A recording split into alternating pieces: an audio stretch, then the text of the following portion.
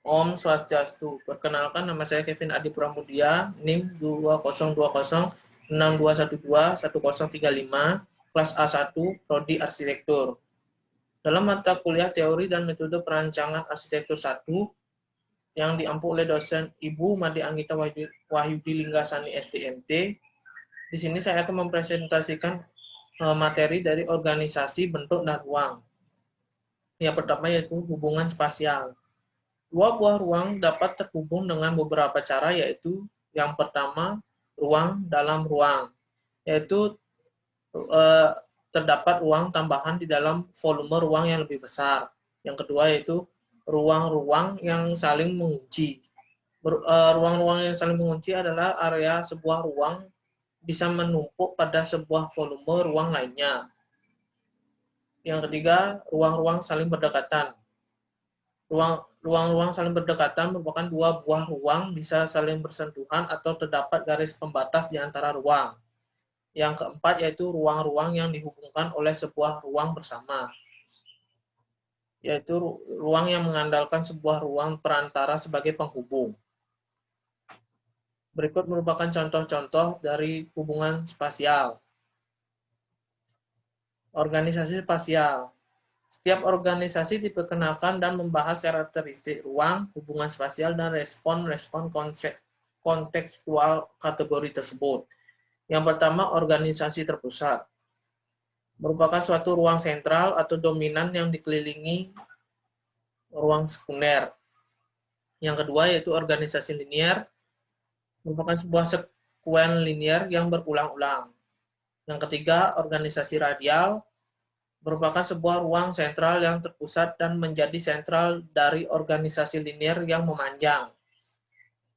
Yang keempat, merupakan organisasi terklaster, merupakan ruang yang terkelompokkan melalui kedekatan dan hubungan visual bersama.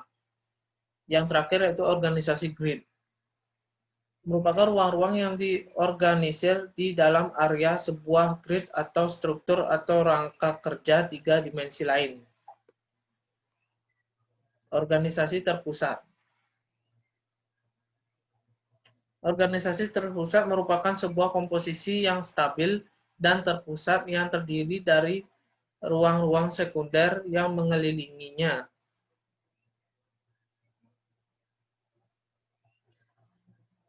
Organisasi terpusat relatif bentuknya yang simpel dan teratur secara geometris dapat berfungsi untuk menciptakan titik atau tempat di dalam ruang. Yang kedua, menghilangkan kondisi-kondisi aksial.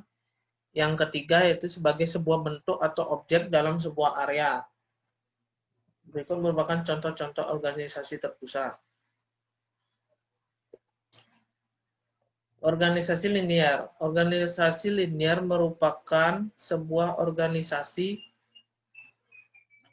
spasial yang pada hakikatnya terdiri dari rangkaian beberapa ruang.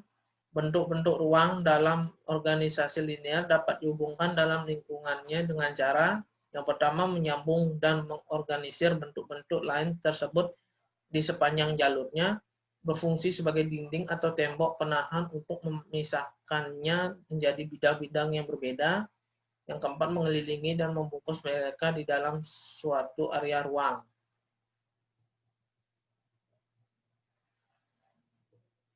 Organisasi radial. Organisasi radial merupakan sebuah organisasi ruang berbentuk radial yang mengkombinasikan elemen-elemen organisasi linier ataupun terpusat. Berikut merupakan contoh gambar organisasi radial. Kemudian organisasi terklaster. Pada hakikatnya, organisasi terklaster bergantung pada kedekatan fisik untuk menghubungkan ruang antara satu dengan yang lainnya. Seperti ini contoh organisasi terklaster. Organisasi grid. Organisasi grid merupakan organisasi yang terdiri dari bentuk dan ruang yang posisinya berada di dalam ruang dan hubungannya diatur oleh area grid yang berbentuk tiga dimensi. Grid dihasilkan dari dua buah garis yang sejajar yang menghasilkan satu pola titik yang teratur di persimpangan-persimpangannya. Kemudian proyeksikan ke dalam dimensi ketiga. Setelah itu transformasikan ke dalam seperangkat unit ruang moduler yang berulang. Berikut merupakan contoh organisasi grid. Sekian dari presentasi saya. Jika ada kesalahan kata mohon dimaafkan. Saya tutup presentasi saya dengan Parama Santi. Om Santi Santi Santi Om.